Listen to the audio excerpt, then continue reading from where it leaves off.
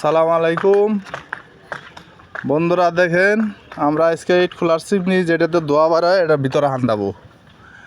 এই যে দেখেন হান্দায় পড়ছি চিপা দিয়া। এই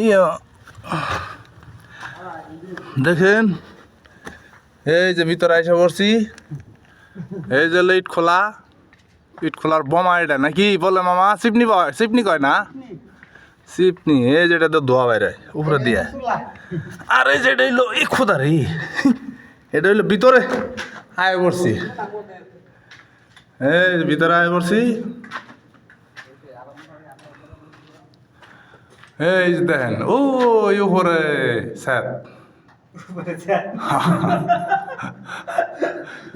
ওই উপরে ধুয়ে ওর দিকে বাইরে জায়গা। হ্যাঁ, আর এই যে বাইরা কাজ করতেছে, এটা সংস্কার করতেছে। ভেঙে গেছিল গা।